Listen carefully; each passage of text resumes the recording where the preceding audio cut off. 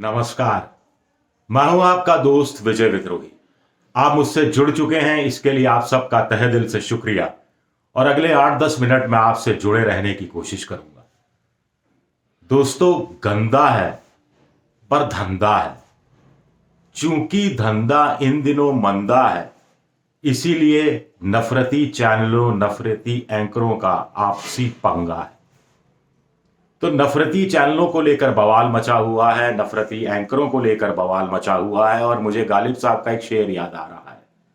फिक्रे दुनिया में सर खपाता हूं, फिक्रे दुनिया में सर खपाता हूं, मैं कहां और ये बवाल कहां। तो क्या किया जाए? इस फिक्र में सर खपाया जाए या कुछ किस्से सुनाए जाएं, सुने जाएं। 4 किस्से सुनाता हूं मैं आपको, सारी तस्वीर आपके सामने साफ हो जाएगी। बहुत पुरानी बात है, मैं 2004-2005 की, मैं आज तक में हुआ करता था जयपुर में।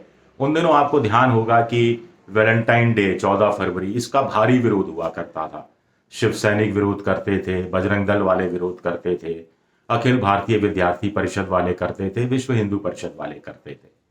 तो मैं जयपुर में था और अखिल भारतीय विद्यार्थी परिषद के एक छात्र नेता का फोन आया, जुझारू युवा छात्र नेता, कि भाई साहब जीटी पर, गौरव टावर्स पर हम एक भारी विरोध प्रदर्शन कर रहे हैं इसका, वैलेंटाइन डे का, तो आप आइए।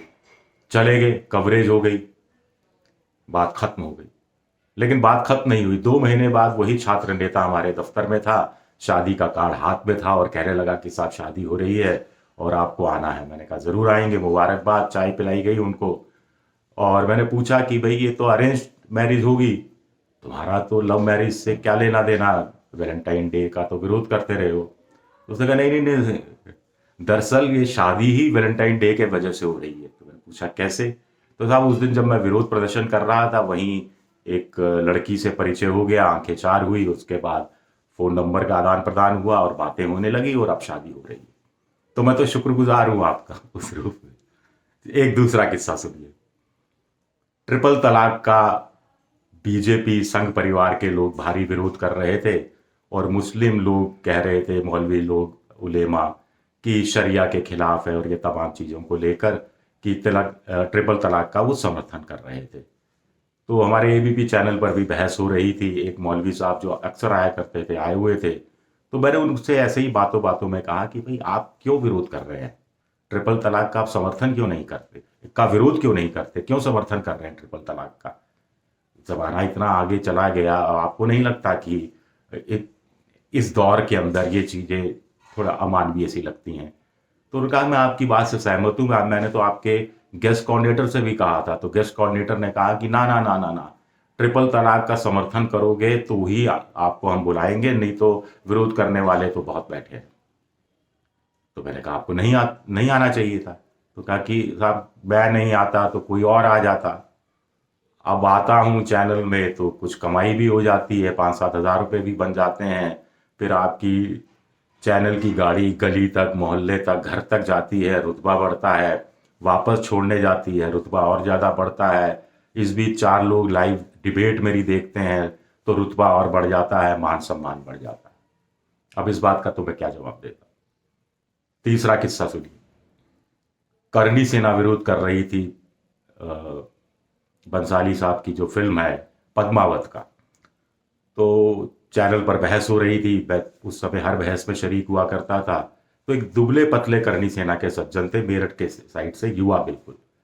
तो वो आए और बिल्कुल पहले तो कहने लगे मैं तलवार लेके आऊंगा और मयान से तलवार निकालूंगा। मैंने कहा ये सब नहीं चलेगा स्टूडियो के अंदर। तो खैर बड़ा गरज गरज कर बोलते रहे कि 1 करोड़ का इनाम होगा जो बंसाली के खिलाफ कुछ करेगा। तो मैंने बातों बातों में हल्के अंदाज में पूछ लिया लाइव डिबेट के दौरान ही, भाई वो जरा अपना बैंक अकाउंट दिखा दो, कितने पैसे हैं हम भी देख लें भाई। खैर बहस खत्म हुई, बात होने लगी। तो मैंने कहा था आपकी, तो मैंने उन लड़के से कहा, उस नौजवान से जो करणी सेना का था, यार तुम नाटक वाटक करते हो क्या, बड़ी अच्छी डायलॉग डिलीवरी बड़ी अच्छी है। तो उसने कहा था आपने तो मेरे मुंह की बात छीन ली। मैं तो चैनलों पर आता ही इसलिए हूँ और ऐसा गरज गरज कर बोलता ही इसलिए हूँ कि कोई फिल्म वाला देख ले। मैंने कहा हो सकता है बंसाली साहब देख ले, बंसाली रोल दे दे, हाँ बड़ा मजा आ जाएगा, बंसाली साहब रोल दे दे तो। क्या बताएं। एक चौथा किस्सा सुनिए। चैनल पर बहस चल रही थी कि ईद पर बकरे की कुर्बानी बनाम मंदिरों में बकरे का बलि चढ़ाना।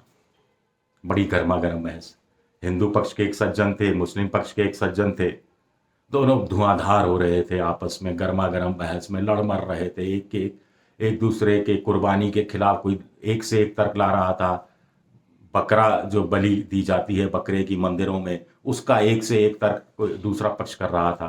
खैर बहस खत्म हुई, दोनों सज्जन बाहर निकले, आपस में बात करने लगे। सिगरेट का भी दोनों के बीच आदान प्रदान हुआ। और जो हिंदू पक्ष था उसने कहा कि मैं वैष्णो देवी गया था, प्रसाद लेकर आया हूँ। मुस्लिम पक्ष ने बड़े अदब के साथ प्रसाद ग्रहण किया। फिर हिंदू पक्ष वाले ने कहा कि भाई इस बार ईद पर बकरा कटेगा नहीं कटेगा? तो उनका बिल्कुल बाकायदा कटेगा, आप आओगे? तो उन्होंने कहा हाँ बिल्कुल आऊँगा। पिछली बार तो मैं आ नहीं पाया था, इस बार तो बिल्कुल आऊँगा। और आपके यहाँ अगर ईद पर बकरा नहीं खाया तो फिर क्या खाया? दोनों हंसने लगे आपस में। एक दूसरे चैनल पर जाना था, एक ही गाड़ी में बैठे और उसी गाड़ी में सवार होकर दूसरे चैनल पर चले गए मुझसे हाथ मिलाते हुए। और आधे पौन घंटे बाद मैंने देखा कि दोनों एक दूसरे चैनल पर उसी अंदाज में, उसी गर्मा गर्म तरीके से बहस कर रहे थे। और आक्रामक अंदाज था बिल्कुल, जैसा कि हमारे चैनल पर आधा घंटा पौन घंटा पहले कर रहे थे। तो ये 4 किस्से क्या बताते हैं? और ये सच्चे किस्से हैं, मेरे पास ऐसे दर्जनों किस्से हैं कि धंधा है ये। दर्शक को मूर्ख बनाया जा रहा है। दर्शक मूर्ख बनने के लिए तैयार है तो ठीक है।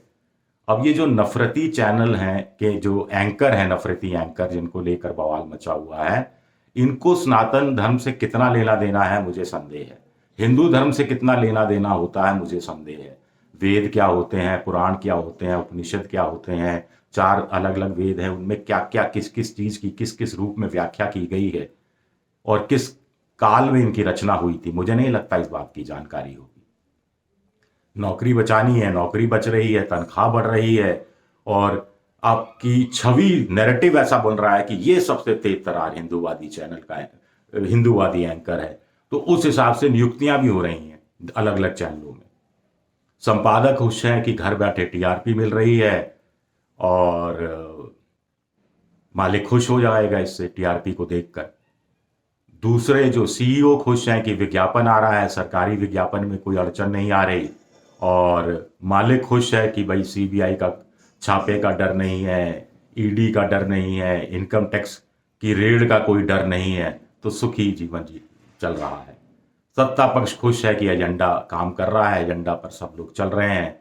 जो मोटी बातें हैं, बेरोजगारी, महंगाई, आर्थिक विषमता, गरीबी, ये तमाम जो मूलभूत मुद्दे हैं वो सब हाशिए पर सरका दिए गए हैं और कहानी चल रही है, धंधा चल रहा है। चैनलों की भी, ज्यादातर चैनलों की आर्थिक स्थिति भी ठीक नहीं है। तो ऐसी स्थिति में भी उनको लगता है कि क्यों पंगा मोल लिया जाए, और पंगा मोल भी लेंगे तो क्या हासिल हो जाएगा।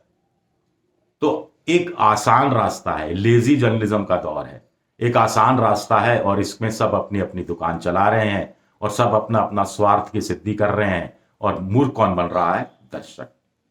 तो दर्शक कब तक मूर्ख बनता रहेगा, यह भी अपने आप में एक बहुत बड़ा सवाल है। आप कहेंगे कि किस्से कहानियां तो मैंने सुना दी, लेकिन ये जो नफरती एंकर हैं इन पर कैसे रोक लगाई जा सकती है, बहस पर कैसे रोक लगाई जा सकती है, इसमें किसकी क्या भूमिका हो सकती है, इस पर बात करेंगे कल, गंभीर बात करेंगे कल। वैसे किस्से कहानियां भी कोई ये हंसी मजाक में नहीं थे, ये सब गंभीर किस्से थे। और हर किस्सा अपने आप में एक उदाहरण है जो बताता है कि गंदा है पर धंधा है। धंधा चूंकि इन दिनों मंदा है, इसीलिए नफरती चैनलों का, नफरती एंकरों का ये आपसी पंगा है। शुक्रिया आप सबका। अगर ये मेरा वीडियो पसंद आए तो सब्सक्राइब कीजिए, शेयर कीजिए और ये घंटी जैसी आकृति बेल आइकन जो आप देख रहे हैं इसे भी दबा दीजिए, ताकि अगला जो मेरा कोई वीडियो आए तो आपको तत्काल इसकी जानकारी हो जाए। @विद्रोही7 मेरा ट्विटर हैंडल है जिसमें आप मुझे फॉलो कर सकते हैं। फेसबुक पर भी मेरा पेज है विजय विद्रोही पेज, और आपके सुझाव का मुझे इंतजार रहेगा। शुक्रिया, बहुत बहुत शुक्रिया।